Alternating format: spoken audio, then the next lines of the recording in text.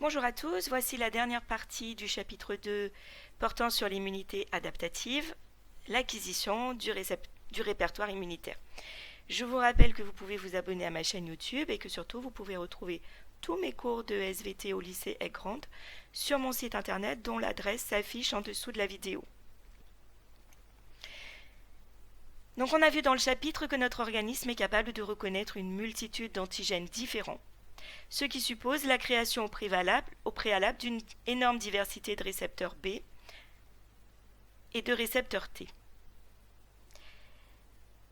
Comment la synthèse de cette infinité de protéines différentes est-elle possible alors que nous ne possédons que 25 000 gènes environ? Eh bien, c'est ce que nous allons voir dans cette capsule vidéo. On se rappelle que les lymphocytes sont issus de la division d'une cellule souche dans la moelle des os, qui donne deux lignées de cellules, les lignées cellulaires de l'immunité adaptative, innée, et les lignées cellulaires de l'immunité adaptative, qui sont les lymphocytes. Les lymphocytes B, les lymphocytes T, et puis une autre catégorie de lymphocytes dont on ne parle pas en première. Donc on va voir quels sont les mécanismes génétiques qui vont permettre la formation d'une multitude d'anticorps dans la membrane des lymphocytes B. Donc dans la moelle, les cellules souches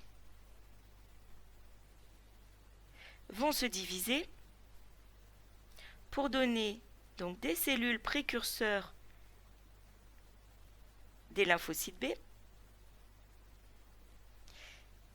Et ces cellules précurseurs vont se diviser à leur tour pour donner des lymphocytes B immatures. Ce qui signifie que ces lymphocytes B ne sont pas encore capables d'agir pour détruire les antigènes. Par contre, ils portent déjà dans leur membrane des anticorps membranaires et ils en portent un seul type. Donc, un lymphocyte B immature, un anticorps membranaire. Vous avez appris que lors de la mitose, normalement, il y a réplication de l'ADN et reproduction conforme de l'ADN. C'est-à-dire que cet ADN, il est transmis à l'identique dans les cellules filles. Mais dans le cas de la formation des lymphocytes, il se passe des mécanismes totalement différents et on va avoir, au cours des divisions qui forment les lymphocytes B immatures, on va avoir des modifications de l'ADN. Et ce sont ces modifications de l'ADN qui vont permettre, à partir d'un seul grand gène, de produire une multitude d'anticorps différents.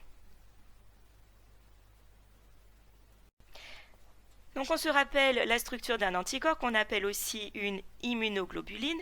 Donc une immunoglobuline, elle est formée de deux chaînes lourdes, identiques 2 à 2, et de deux chaînes légères, identiques 2 à 2.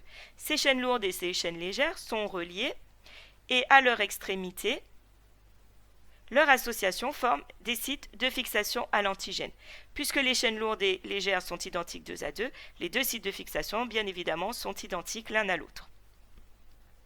Donc dans une chaîne lourde, il y a une partie qui est constante, qui est quasiment toujours la même d'un anticorps à l'autre, et une partie variable, qui est très différente d'un anticorps à l'autre. Et c'est la même chose donc pour les chaînes légères, une partie variable qui diffère beaucoup d'un anticorps à l'autre, et une partie constante qui diffère peu d'un anticorps à l'autre. Le gène codant pour la chaîne lourde est situé sur le chromosome 14 et voici son organisation. Il est formé de tout un tas de petits fragments. Des fragments V, des fragments D, des fragments J et des fragments C. Les fragments C codent pour la partie constante de la chaîne lourde de l'immunoglobuline et on ne va pas s'y intéresser aujourd'hui puisque ce qui nous intéresse, c'est de comprendre la variabilité de la partie variable. Donc les fragments codants pour la partie variable, on compte 51 fragments V, 27 fragments D et 6 fragments J. Et voici ce qui se passe lorsqu'il y a des modifications dans l'ADN. Donc prenons une molécule d'ADN avec ses différents fragments. Donc on est ici dans la cellule souche.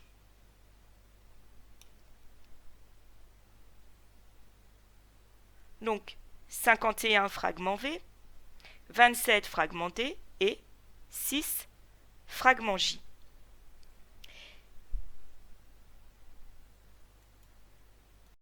Avant la réplication de l'ADN, il va se former des replis dans cet ADN et l'ADN va ensuite être coupé par des enzymes.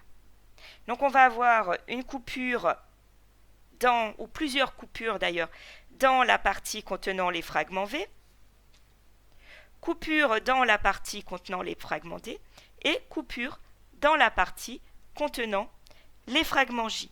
Ce qui fait qu'au final, la cellule qui va se diviser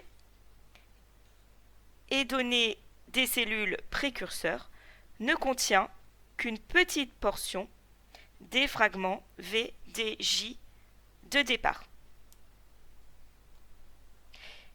Quelques fragments V, quelques fragments D et quelques fragments J. Et donc si pour chaque cellule souche, le découpage de l'ADN est différent, on obtiendra un précurseur de lymphocyte B différent. Et c'est comme ça que l'on obtient des milliers de lymphocytes B précurseurs différents. Là-dessus, il ne faut pas oublier que pour synthétiser une protéine, il faut d'abord synthétiser un ARN prémessager. Donc dans le noyau, il y a transcription de l'ADN en ARN prémessager et que cet ARN prémessager subit un épissage qui va former un ARN messager et cet ARN messager sera alors transcrit dans le cytoplasme en protéine, dans le cas qui nous intéresse ici, un anticorps. Et donc cet épissage, il va enlever les introns, mais il va aussi enlever un certain nombre d'exons et il ne va conserver parmi les fragments V qu'un seul fragment V, parmi les fragments D qu'un seul fragment D et parmi les fragments J un seul fragment J. Et on va donc obtenir un ARN messager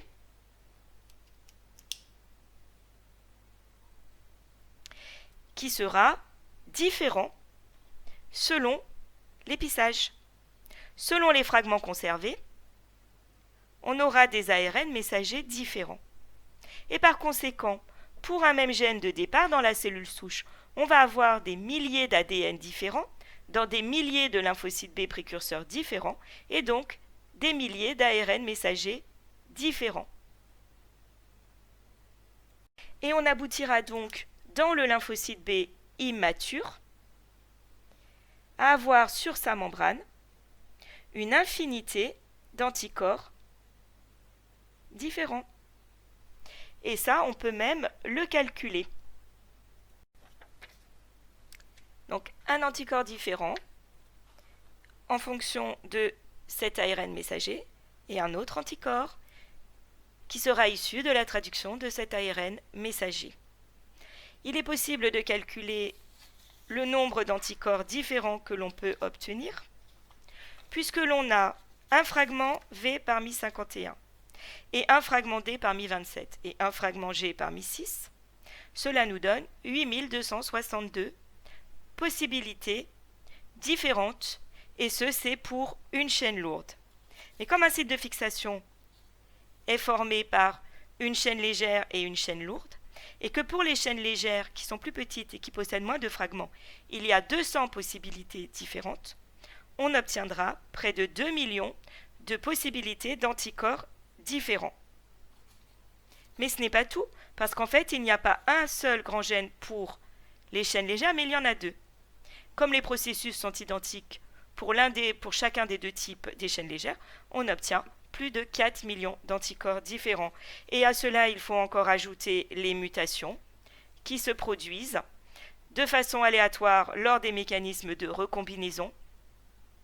Et au final, l'organisme produit entre 100 millions et 1 milliard d'anticorps différents. Pour ce qui est des récepteurs T, dans les lymphocytes T, eh bien, on a exactement le même mécanisme de recombinaison de l'ADN et donc on obtient aussi une infinité de récepteurs T différents.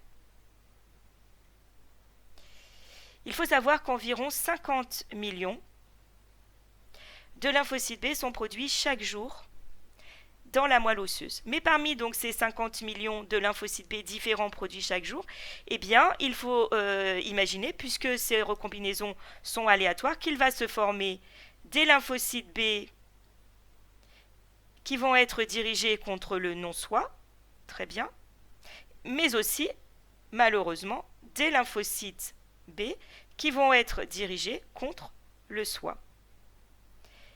Et l'existence de ces lymphocytes B dirigés contre le soi eh bien, pose problème, puisque s'ils sont dirigés contre le soi, ils vont s'attaquer aux cellules du soi. Donc il existe un mécanisme dans la moelle des os qui va éliminer ces lymphocytes B portant des anticorps membranaires dirigés contre le soi et ne seront conservés que les lymphocytes B qui sont capables de reconnaître un antigène étranger à l'organisme. C'est exactement la même chose pour les lymphocytes T.